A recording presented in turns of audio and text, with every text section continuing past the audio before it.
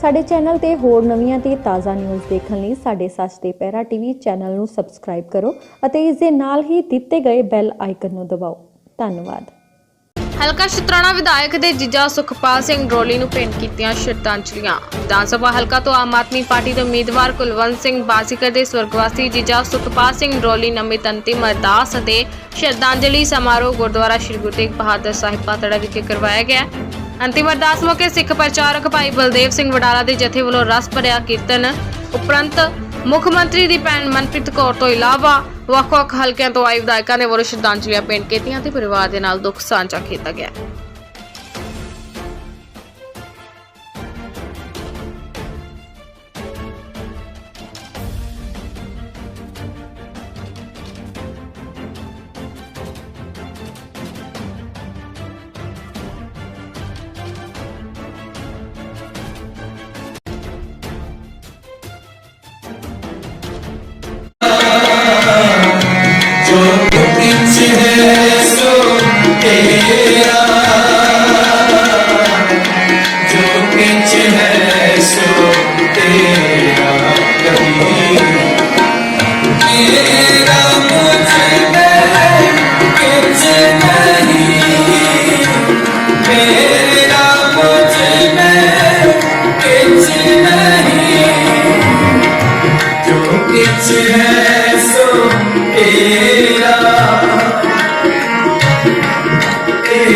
तुझको सौंप दे तेरा तुझको सौंप दे क्या लागे मेरा क्या लागे तेरा क्या लागे मेरा सो तेरा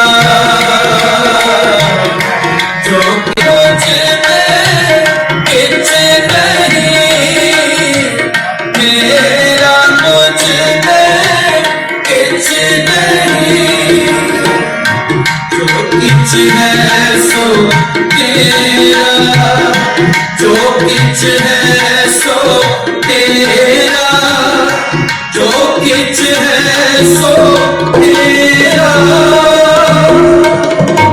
जो सतगुरु प्रसाद आनंद पाया मेरे भाई सतगुरु मैं पाया सतगुरु का पाया सहज किसी की मन बचिया बरदा बलिया शब्द का बढ़िया शब्दों का गाओ हरि केरा मन जिन्ने बसा कहे नानक के आनंद हो सतगुरु मैं पाया तेरे मन मेरा तू सदा रहो हर डाल रहो तू मन मेरे दुख सब विसार अंगीकारों करे तेरा कार्य सब सवारना सबना गला समरत सुमन सुख मनो सारे कहे नानक मन मेरे सदा रहो हर डाल साचे साहिबा क्या नहीं करते करता तेरे सब कुछ है जिसके सो पावे सदा सिख सलाह तेरी नाम मन गुसावे नाम जिनकर मन वसिया बाजे शब्द कटे कहे नानक सच्चे साहिब क्या नहीं करते रह सच्चा नाम मेरा आधार सच नाम आधार मेरा जिन भुखा सब गवाई कर शांत सुख मन आए वसिया जिन इच्छा सब तुझाई सदा कुर्बान पीता गुरु शब्द जित कर सका कर सुखा के शब्द वाजे कला जित कर कारिया पंचदूत तुलवस कीते काल कंठ पहाया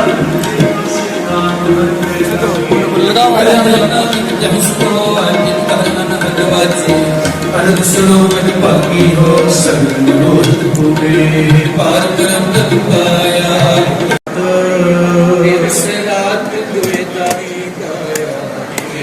सगल जगत चैया धर्मी नाम मर्यादा ध्यान रखो। यही कुछ बादल के करते सी आपां नहीं करना, वो करते सी आपां बदला देना। सिमरन श्री हरिआई श्री हरिकृष्ण ध्याइया सठे सब बुझाई तेग बहादुर सिमरिया काल नाम दिया बताई सब थाई मोहि सहाय दसवें पातशाह श्री गुरु गोबिंद वाए ओपरिया राजा चरकड़ियां ते चढ़े आरना चराए गए गुरुद्वारे सेवाले करबंदियां कीतियां धर्म नहीं हारिया सिक्खी के साथ स्वसन निभाए इनका संसार तो चले जाना स्वाभाविक है। मरना लिखाए मंडल में आए ये गल सच्ची है, चले जाना भाना मनने वाले आप सारे कहते हैं, सारे आप परिवार दरम्यान पहुंचे ने साडे विच रामलाल तहसीलदार जी साडे पात्रा तो वो साडे दरम्यान पहुंचे ने, एक्शन साहब पात्रा तो पहुंचे ने। दसां गुरुओं ने जो सह श्री गुरु ग्रंथ साहिब जी ने जो सो सा वाहेगुरू जी का खालसा श्री वाहेगुरू जी की फतेह। साडे बहुत ही सत्कारयोग राष्ट्रपति जो सानू सही विछोड़ रहे हैं, ਇਹਦਾ सब तो बड़ा ਜਿਹੜਾ दुख है परिवार में, क्योंकि बच्चे बहुत छोटे बच्चे हैं, एक 12 साल का बच्चा एक 15 साल का बच्चा है। इतनी छोटी उम्र च पिता का चले जाना बच्चों वास्ते सब तो बड़ा सदमा होता है। बाकी बाबा जी ने बराड़ा साहब ने दसिया कि असी कह दें कि भाना मंगना, पर भाना मंगना बहुत औखा है सूरत। बाकी जो कोई है जी मौत है वह समा निश्चित है। चाहे मैनू जितने हादसा है उस दिन दिल्ली तो दवाई लैके सुखपाल सिंह भी आए सी, थोड़ी बहुती पहला जी परेशानी सी, पर यह नहीं सी पता कि ये भाना वापस जाना। सवेरे जो 7 बजे मैंने पता लगे गए उत्थे, पर वो जो अपने स्वासां की ड्यूटी सारी जा चुके सी। सो भाना मन की सारा कुछ ये सारा कुछ है। सो मैं अपने वालों गुरु चरणों से बेनती करता, बाबा जी ने कहा भी सी कि ये ना कहो कि अपने चरणों से निवास बख्शो। मैं सच्चे पातशाह की बेनती करना कि सरदार सुखपाल सिंह जी दोबारा फिर से इस दुनिया के आउन जिहड़े उन्होंने रहने काम ने उन्होंने पूरे करन। सो साडे भैन जी MLA राजपुरा नीना मित्तल जी उन्होंने भी हाजिरी दिवाना, उन्होंने कहा कि मेरे वालों भी हाजिरी दिवा दो। सो हरमीत पठावा मेरा ध्यान सी उन्होंने भी मैं अपनी हाजिरी दिवाऊँ। उन्होंने धर्मपति गुरु मंजूर सच्चे पातशाह के चरणों की बेनती जो जी सच्चे पातशाह साढ़े भरा सुखपाल सिंह को इस दुनिया के दोबारे जन्म देन और पिछे जो परिवार है उन्होंने भाना बख्शे। वाहेगुरू जी का खालसा श्री वाहेगुरू। अज असीं सारे साडे छोटे वीर सुखपाल सिंह जी की अंतिम अरदास दे विच जुड़ बैठे हाँ। रागी सिंघां ने विरागमय कीर्तन करके, पाठी सिंघां ने गुरु महाराज के चरणों में अरदास की है कि परवरदिगार इस पिछली रूह आवा कौम के चक्कर को मुक्त करो, ये परिवार को भाना बल बख्शो। भाना मनना कहना बहुत सौखा है, तो बनना उन्ना ही औखा हो जाता है। खास करके उदों जदों भरी जवानी दे विच अपने परिवार के हरी भरी फुलवाड़ी दे विच 2 छोटे न्याणे साडी छोटी भैन कुलवंत ऐसे परिवार का मुंडी 35 साल की उम्र में जो विछोड़ा दे जाता है तो भाना मनना बहुत औखा होता है। जिन्हां बच्चों को अपने मोढे ते चढ़ा के उन्होंने बचपन खिडाया होवे, जे वो बच्चे उन्ने भी नहीं हुए कि अपने पिता की डेड बॉडी को बुढ़ा दे सके। ये असहज है जिहड़ा घाटा है और सिर्फ इस परिवार का ही नहीं, साडे भी कुलवंत सिंह बाजीगर के परिवार का ही नहीं, सारे समुचे इलाके का है, समुचे सोसाइटी का है। पानी का दृष्टांत है दरियावे कन्ने बगला बैठा केल करे दे हंजू अचिंते बाज पे उस रब दे केला विसरियां जो मन जितना जिंदे सन सुरवाती रब।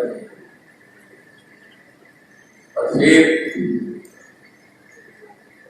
मुड़ के जिहड़ा है और कोई विकल्प नहीं बचता, उस परवरदिगार दे पाने मनना ही जिहड़ा है उसका आदेश रह जाता है। मैं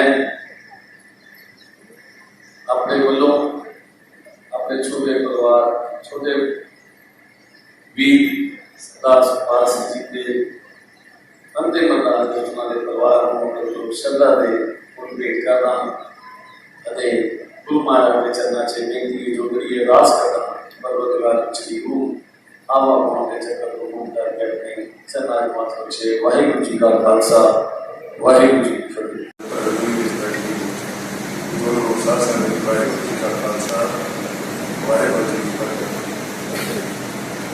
बहुत ही दुखी हृदय परिणाम के नाम आप सारे दिवंगत आत्मा सुखपाल सिंह जी को श्रद्धा के फुल भेंट करने दोहा परिवार सुखपाल सिंह का परिवार सरदार कुलवंत सिंह जी साढ़े साथी MLA साहब दोहा परिवार के नाम हमदर्दी का इजहार करने लिए इतने इकट्ठे हुए। बहुत बड़ी दुख की घड़ी है।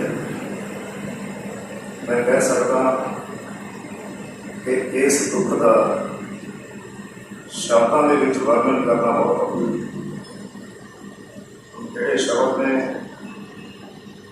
जिहड़े दिलासा दे सकन वो साडी टीम नूं जिहड़ी भर जवानी दे विच विभा हो गई।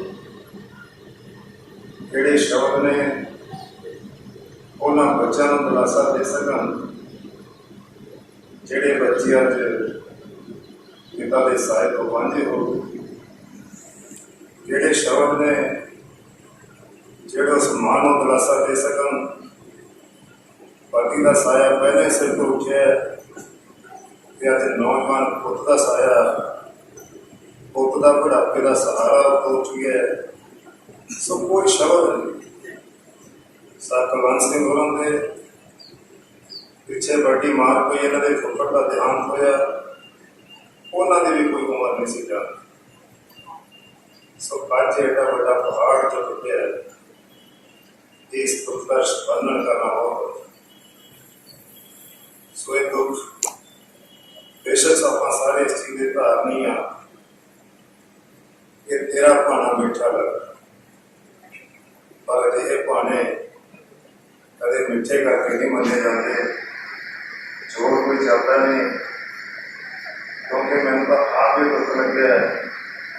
मेरा 24.5 साल का पुत्र जो इस दुनिया को गया, असं महसूस कर सकते हैं कि दुख कितना बड़ा है।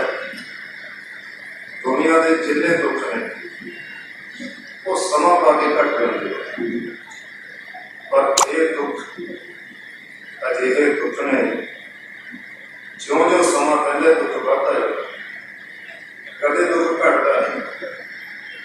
किसी ने ठीक कहा कि ये दुख घटा के ना ही जाते। तो वाहिगुरू की मर्जी है कि कुछ नहीं जा सकता। जिस तरह में इस संसार से भेजा वही असी पूरी करके जाना। सो मैं उन्होंने श्रद्धा के फुल भेंट करना, वाहिगुरू की अरदास करना सच्चे पातशाह दोहां परिवारों इस अध्याय के सह साधन को बर्दाश्त करने शक्ति बख्शे। वाहिगुरू जी का खालसा वाहिगुरू जी की फतेह।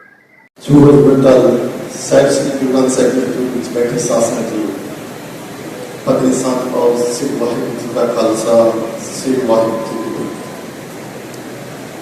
ਗੁਰਬਾਣੀ ਦਾ ਫਰਮਾਨ ਹੈ ਜੇ ਹੱਥ ਤੇ ਲਿਖਿਆ ਤੇ ਆਪ ਕਮਾਏ ਕੱਲੇ ਆਵੇ ਨਾ ਕਾ ਸਭੀ ਦੀ ਹੈ।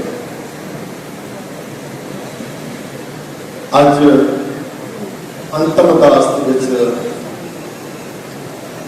बड़े दुख की गल है कि ਸਾਡੇ ਵੀਰ ਸੁਖਪਾਲ ਸਿੰਘ ਸਾਡੇ ਵਿੱਚ ਨਹੀਂ ਰਹੇ,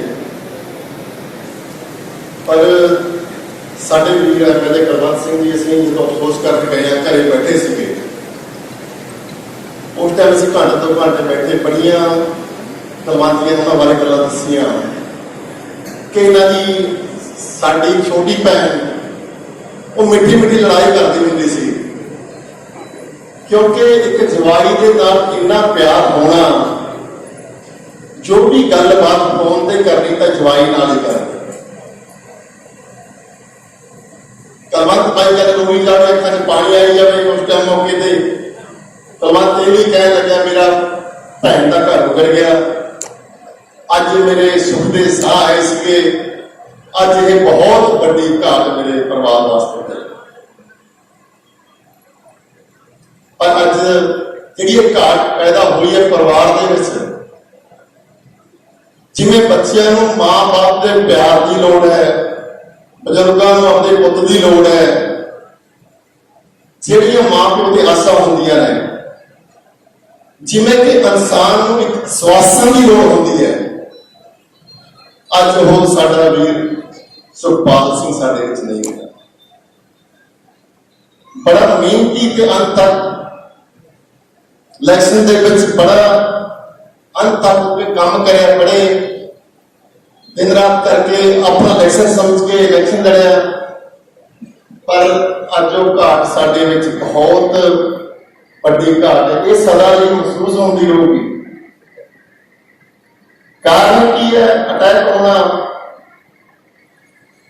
ਅੱਜ ਆਪਾਂ ਬਿਲਕੁਲ ਨਹੀਂ ਸੋਚਦੇ ਕਿ ਇਸ ਉਮਰ ਦੇ ਵਿੱਚ ਅਟੈਕ ਕਿਉਂ ਹੋਣ ਲੱਗੇ। ਆਪਣੀਆਂ ਫਸਲਾਂ ਦੇ ਵਿੱਚ ਯੂਰੀਆ, DAP, ਸਬਜ਼ੀਆਂ ਤੇ ਸਪਰੇਅ ਇੰਨੀ ਕਰਦੀ ਕਿ ਆਪਾਂ ਬੜੀ ਲਿਮਟ ਤੋਂ ਅੱਗੇ ਵੱਧ ਚੁੱਕੇ ਹਾਂ। ਪਾਣੀ ਮੰਦਰਾ ਕਰਦਾ। ਅੱਜ ਸਾਡੇ ਮਾਨਯੋਗ ਸਰਦਾਰ ਮੁੱਖ ਮੰਤਰੀ ਭਗਵੰਤ ਮਾਨ ਜੀ ਨੇ ਮੰਗ ਚੱਕੀ ਹੈ ਕਿ ਆਪਣਾ ਪਾਣੀ ਬਚਾ ਲਓ, ਆਪਣਾ ਪਾਣੀ ਬਚਾ ਲਓ। ਝੋਨਾ ਡਰਿਲ ਨਾਲ ਬੀਜੋ, ਅਸੀਂ 1500 ਰੁਪਏ ਏਕੜ ਕਿੱਲਾ ਪ੍ਰਤੀ ਦੇਵਾਂਗੇ, ਪਰ ਇਸ ਪਾਸੇ ਆਪਣੀ ਇੱਕ ਵੀ ਸਰਕਾਰ ਨੇ ਗੌਰ ਨਹੀਂ ਕੀਤੀ, ਜੋ ਸਾਡੇ ਅੱਜ ਮਾਨਯੋਗ ਭਗਵੰਤ ਮਾਨ ਜੀ ਨੇ ਇਸ ਵਿਸ਼ੇ ਤੇ ਗੌਰ ਕੀਤੀ ਹੈ। ਕਿਉਂਕਿ ਜਿਵੇਂ ਰਾਗੀ ਸਾਹਿਬ ਦੱਸਦੇ ਗਏ ਸੀਗੇ, ਦੂਜੀਆਂ ਸਰਕਾਰਾਂ ਨੇ ਸਾਰਾ ਸਿਸਟਮ ਦੰਦਲਾ ਕਰਕੇ ਰੱਖਤਾ, ਉਸ ਨੂੰ ਸੁਧਾਰਨ ਵਾਸਤੇ ਵੀ ਟਾਈਮ ਲੱਗਣਾ ਹੈ। ਆਪਾਂ ਥੋੜੀ ਕਾਹਲੀ ਕਰਦੇ ਹਾਂ, ਕਾਹਲੀ ਦਾ ਕੰਮ ਨਹੀਂ, ਪੰਜਾਬ ਨੂੰ ਸਵਾਰਨ ਵਾਸਤੇ ਬਹੁਤ ਲੰਬਾ ਟਾਈਮ ਲੱਗਣਾ ਹੈ। ਅੱਜ ਮੈਂ ਇਸ ਦੁੱਖ ਦੀ ਘੜੀ ਦੇ ਵਿੱਚ ਸਾਰੀ ਸੰਗਤ ਜਿਹੜੀ ਇੱਥੇ ਦੁੱਖ ਬਣਾਉਣਾ ਹੀ ਹੈ, ਉਹਨਾਂ ਦਾ ਵੀ ਧੰਨਵਾਦ ਕਰਦਾ, ਔਰ ਮੈਂ ਪ੍ਰਮਾਤਮਾ ਅੱਗੇ ਬੇਨਤੀ ਕਰਦਾ ਕਿ ਜਿਵੇਂ ਰਾਗੀ ਸਾਹਿਬ ਕਹਿ ਕੇ ਗਏ ਹੈ ਕਿ ਸਾਡੇ ਸੁਖਪਾਲ ਨੂੰ ਪਰਿਵਾਰ ਦੇ ਵਿੱਚ ਬਾਰ-ਬਾਰ ਜਨਮ ਨਹੀਂ, ਕਿ ਉਹ ਆਉਣ ਵਾਲੀਆਂ ਜੋ ਘਾਟਾਂ ਨੇ ਉਹ ਪੂਰੀਆਂ ਕਰ ਸਕੇ।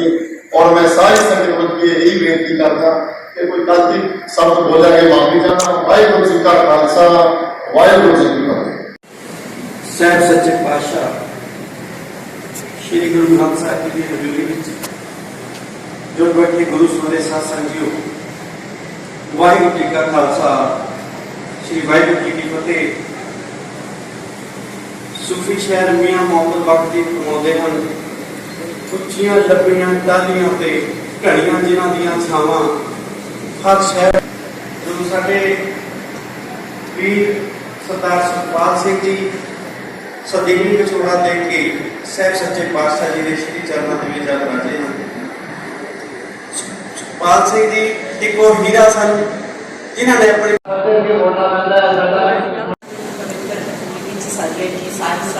ਸਭ ਤੋਂ ਪਹਿਲਾਂ ਫਤਿਹ ਦੀ ਸਾਂਝ ਪਾਈਏ। ਵਾਹਿਗੁਰੂ ਜੀ ਕਾ ਖਾਲਸਾ, ਵਾਹਿਗੁਰੂ ਜੀ ਕੀ ਫਤਿਹ। ਮੇਰੇ ਤੋਂ ਪਹਿਲਾਂ ਜਿਵੇਂ ਸਾਰੇ ਪੀਰਾਂ ਨੇ ਬੋਲੇ ਹੈ, ਅੱਜ ਦੀ ਜਿਹੜੀ ਇਹ ਘੜੀ ਹੈ ਬਹੁਤ ਦੁਖਦਾਈ ਹੈ। ਜਿੰਨੇ ਵੀ ਤੁਸੀਂ ਇੱਥੇ ਕਦਮ ਚੱਲ ਕੇ ਆਏ ਹੋ, ਸਾਰੇ ਕੁਲਵੰਤ ਭਾਈ ਜੀ ਦੇ ਪਰਿਵਾਰ ਨਾਲ ਜਿਹੜੇ ਖੜੇ ਹੋ, ਇਹ ਬਹੁਤ ਉਹਨਾਂ ਲਈ ਇੱਕ ਤਸੱਲੀ ਵਾਲੀ ਗੱਲ ਹੁੰਦੀ ਹੈ। ਜਦੋਂ ਆਪਾਂ ਕਿਸੇ ਦੇ ਦੁੱਖ 'ਚ ਜਾਂਦੇ ਹਾਂ, ਸਿਆਣਿਆਂ ਨੇ ਕਿਹਾ ਦੁੱਖ ਵੰਡਾਏ ਤੋਂ ਅੱਧਾ ਰਹਿ ਜਾਂਦਾ ਹੈ। ਸੋ ਆਪਾਂ ਨੇ ਇਹ ਅੱਜ ਦੀ ਜਿਹੜੀ ਘੜੀ ਹੈ ਸਾਡੀ ਭੈਣ ਲਈ, ਬੱਚਿਆਂ ਲਈ, ਪਰਿਵਾਰ ਲਈ ਬਹੁਤ ਦੁਖਦਾਈ ਹੈ। ਪਰ ਜਿਵੇਂ ਗੁਰੂ ਸਾਹਿਬ ਨੇ ਕਿਹਾ ਹੈ ਕਿ ਜਿਹੜਾ ਵੀ ਜੀ ਇੱਥੇ ਆਇਆ ਹੈ ਉਹਨੇ ਜਾਣਾ ਜ਼ਰੂਰ ਹੈ, ਪਰ ਜਿਹੜਾ ਐਡਾ ਵੱਡਾ ਘਾਟਾ ਪਰਿਵਾਰ ਨੂੰ ਪਿਆ ਹੈ, ਕਿਉਂਕਿ ਬਹੁਤ ਛੋਟੀ ਉਮਰ ਸੀ, ਹਾਲੇ ਬਹੁਤ ਜ਼ਿੰਮੇਵਾਰੀਆਂ ਨਿਭਾਉਣੀਆਂ ਸੀ ਭਰਾ ਨੇ, ਹਾਲੇ ਬੱਚਿਆਂ ਲਈ ਬਹੁਤ ਕੁਝ ਜਿਹੜੀਆਂ ਸੋਚਿਆ ਹੋਊਗਾ।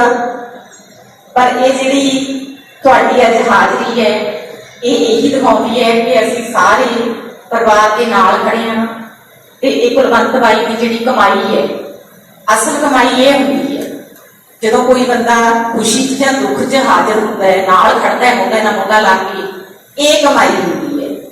ਦੂਜੀ ਪੈਸਾ ਜਾਂ ਇਹ ਚੀਜ਼ਾਂ ਸਾਡੇ ਨਾਲ ਨਹੀਂ ਖੜਦੀਆਂ।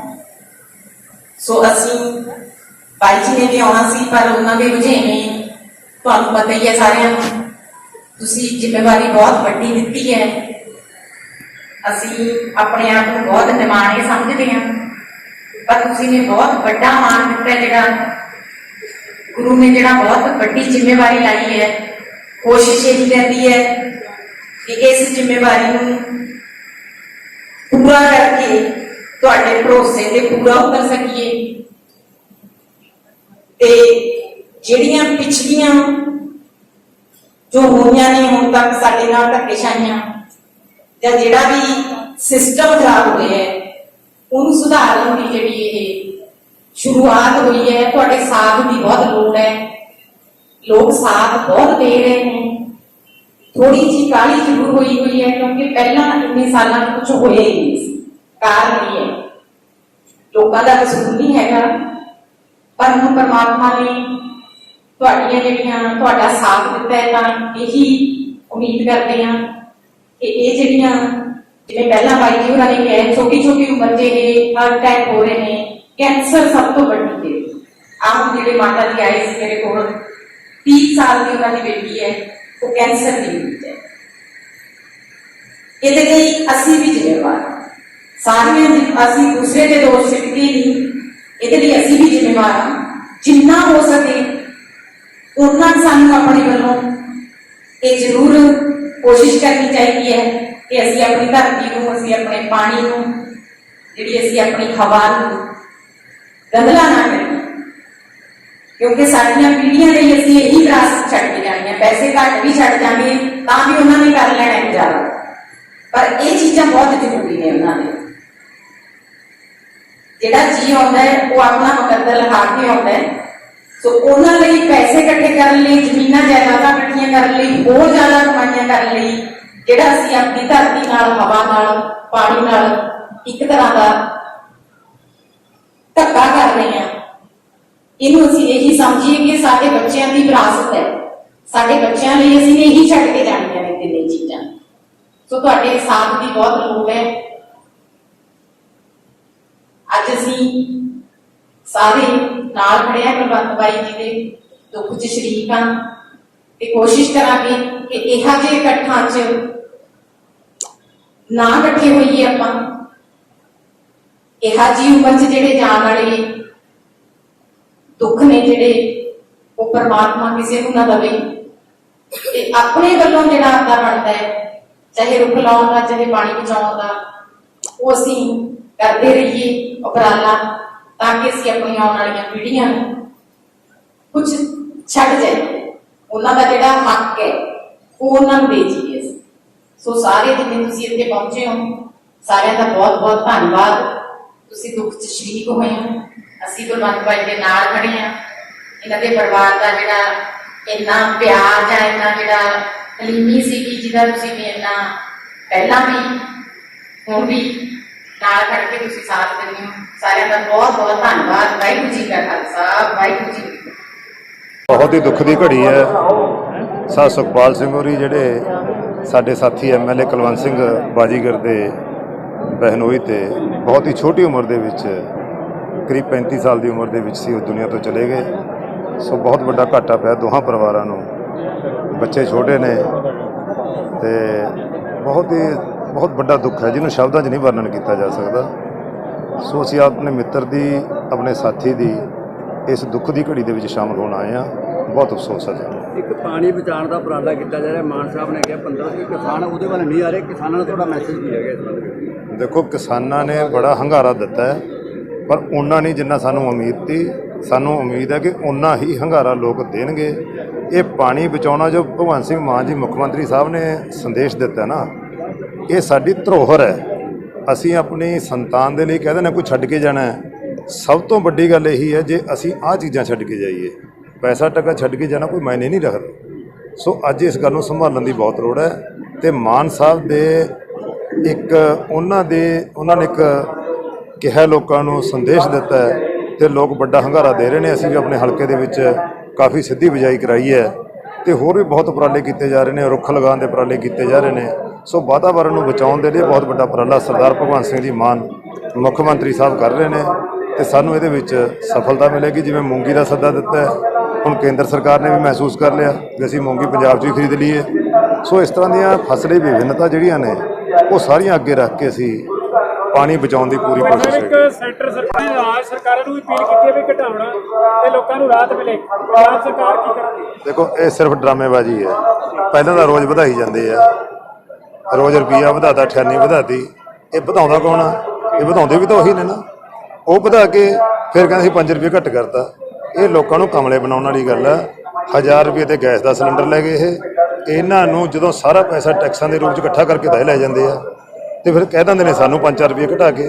ਸੋ ਇਹਨਾਂ ਨੂੰ ਆਪ ਇਹ ਇੰਟਰਨੈਸ਼ਨਲ ਮਾਰਕੀਟ ਦੇ ਵਿੱਚ ਅੱਜ ਕੱਚੇ ਤੇਲ ਦੀ ਕੀਮਤ ਬਹੁਤ ਘੱਟ ਹੈ, ਉਹਦੇ ਅਕੋਰਡਿੰਗ ਇਹਨੂੰ ਲੈਣੀ ਚਾਹੀਦੀ ਆ। ਕਿਸੇ ਚੀਜ਼ ਦੀ ਲੋੜ ਹੀ ਨਹੀਂ ਰਹਿਣੀ। ਜਦੋਂ ਪਿਛਲੀ ਵਾਰ ਪਹਿਲਾ ਟੈਕਸ ਘਟਾਇਆ ਗਿਆ ਸੀ, ਚੰਨੀ ਸਰਕਾਰ ਨੇ ਘਟਾਇਆ ਸੀ, ਪੰਜਾਬ ਸਰਕਾਰ ਕਿਉਂ ਨਹੀਂ ਘਟਾ ਰਹੀ? ਦੇਖੋ, ਚੰਨੀ ਸਰਕਾਰ ਨੇ ਘਟਾਇਆ ਤੇ ਇਲੈਕਸ਼ਨ ਉਹਨਾਂ ਦਾ ਉਹ ਸੀ, ਉਹ ਇਲੈਕਸ਼ਨ ਸਟੰਟ ਦੀ। ਘਟਾਉਣ ਦੀ ਲੋੜ ਨਹੀਂ, ਕੇਂਦਰ ਸਰਕਾਰ ਦੀ ਜ਼ਿੰਮੇਵਾਰੀ ਹੈ। ਸਟੇਟ ਦੀ ਜ਼ਿੰਮੇਵਾਰੀ ਕੋਈ ਨਹੀਂ ਹੈਗੀ। ਸਟੇਟ ਦਾ ਟੈਕਸ ਆਪਣਾ ਹੁੰਦਾ ਹੈ, ਉਹ ਸ਼ੁਰੂ ਤੋਂ ਲੱਗਿਆ ਹੋਇਆ, ਪਰ ਕੇਂਦਰ ਸਰਕਾਰ ਇਹਦੇ ਵਿੱਚ ਫੈਸਲਾ ਲਵੇ। ਕੇਂਦਰ ਸਰਕਾਰ ਇਹ ਜੋ ਇੰਟਰਨੈਸ਼ਨਲ ਲੈਵਲ ਦੇ ਉੱਤੇ ਜੋ ਕੱਚੇ ਤੇਲ ਦੀ ਕੀਮਤ ਉਹਦੇ ਮੁਤਾਬਕ ਵਧਾਵੇ ਘਟਾਵੇ। ਇੱਥੇ ਤਾਂ ਕੋਈ ਸਿਸਟਮ ਹੀ ਨਹੀਂ ਹੈ ਇਹਨਾਂ ਦਾ। ਬਿਲਕੁਲ ਠੀਕ ਹੈ ਗੱਲ। ਇਹ ਉਜਵਲ ਵਾਲਾ ਨੂੰ ਦੇ ਦਿੱਤੀ। ਉਜਵਲ ਯੋਜਨਾ ਜਿਹੜੀ ਉਹ ਗਰੀਬਾਂ ਨੂੰ ਸਿਲੰਡਰ ਦਾ ਫੜਾਤੇ, 1000 ਦਾ ਭਰਾਓ ਕਿੱਥੋਂ ਉਹ? ਇਹ ਸਭ ਡਰਾਮੇਬਾਜ਼ੀਆਂ ਕਰਦੇ ਨੇ, ਪਰ ਹੁਣ ਲੋਕ ਇਹਨਾਂ ਦੇ ਡਰਾਮੇਬਾਜ਼ੀ ਨੂੰ ਸਮਝ ਚੁੱਕੇ ਨੇ। 2024 'ਚ ਇਹਦਾ ਜਵਾਬ ਦੇਣਗੇ ਲੋਕ।